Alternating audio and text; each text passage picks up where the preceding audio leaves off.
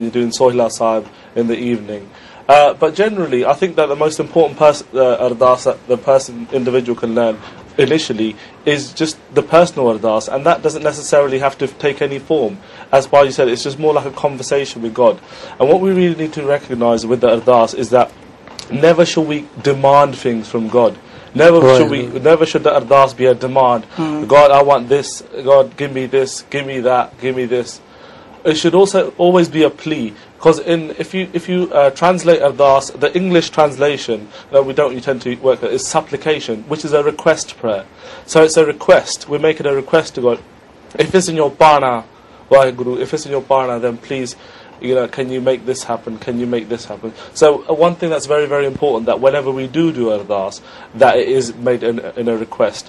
As Baisa was saying, that initially we have the Panthik Ardas, which starts with Chandi Kiwar, which is from Dasambani, and then it was compiled by the Panth. I'm sure you all heard it in the Gurdwara, Panj Pyare, it talks about the Panj Pyare, Jar Jeeb Zade, Jali Mukte, etc.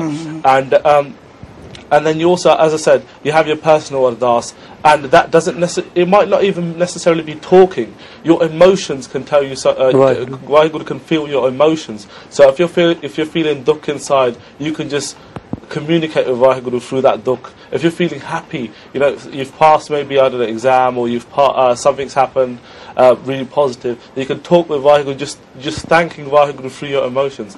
So it's very, very important that we get out this kind of concept where Ardas is just kind of you're kind of in front of Guru Granth Sahib with your hands together, and you're just kind of talking generally. Or listening to Gyaniji doing Ardas. Or listening to Gyaniji. Sorry, I was going to come to that. We read usually daily, it's like a common shout we read when we're eating food, before we eat, is Naan hukum na chalihi, naal khasam chale Ardas.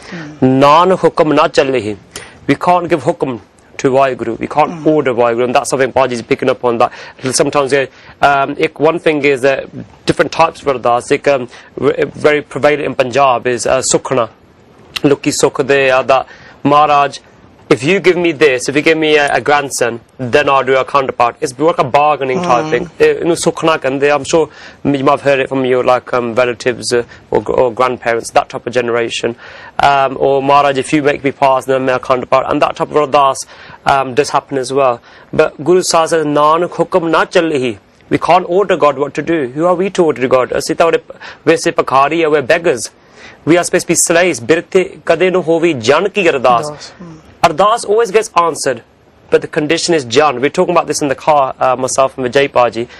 The key to Ardas is the jan part, where we forget that Birthe kade no hovi, the Ardas never goes unanswered. Jan ki Ardas. Jan means slave. You have to become a slave. And the slave mentality is you don't answer back to your master. You've got nothing else to live for other than for your master.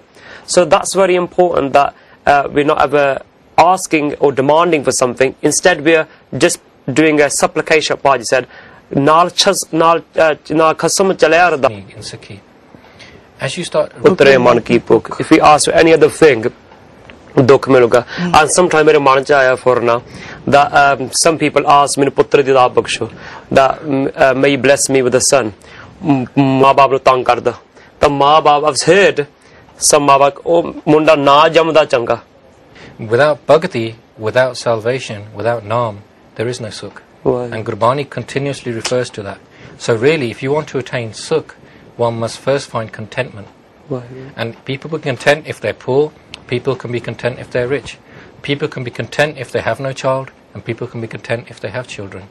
There is no rules to contentment. It's all about your own mindset, for you to find your own sukh, where you're comfortable. And everyone's contentment will be in different places, according to their mindset as well. Definitely. I mean, going on that as well, I mean, for me personally, when I did come into Sikhi, I mean, you know how you were just saying earlier about you doing Ardas, but inside your mind mentally, when you go to a Gurdwara, you will see a Gyani doing Ardas. So I've always assumed that only Gyaniyan could do Ardas. But up until I got into Sikhi a couple of years ago, I could do this myself. Why do I need to ask someone else to do it? Why do I have to go to him? Why does he have to be the middleman? You don't need a middleman. I mean, at the end of the day, it's between you and God.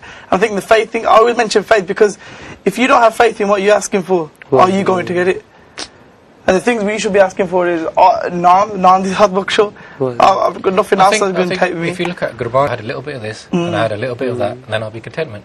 Because every day, every soul, every Atma, I mean, they won't be humble. And everyone can have access. That in Ardas, that conversation, it's really important to strike up that conversation as quickly as possible. Because the quicker you strike up that conversation, the more the bache band katoi. I mean, you can see.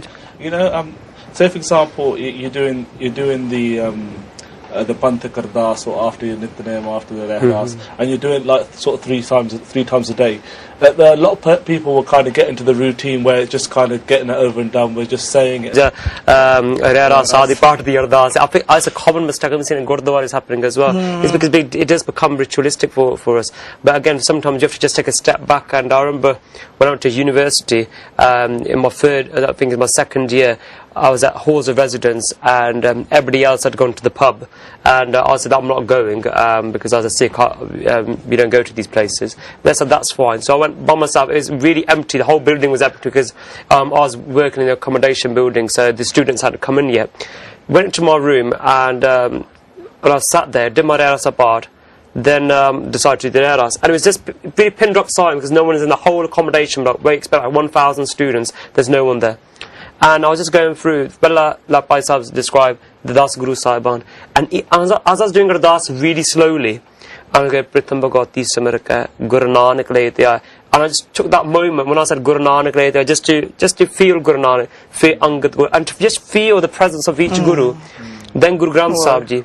And where I felt a bit lonely, because I must tell you, I did feel a bit lonely. So my dad dropped me off at the halls of residence, and I thought, oh my gosh, man, the Kallah Rega.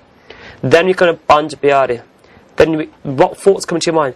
Oh my gosh, those people who gave their heads to the Guru. Char Sahibzade, the beautiful sons of Guru Gobind Singh Ji, who were not just only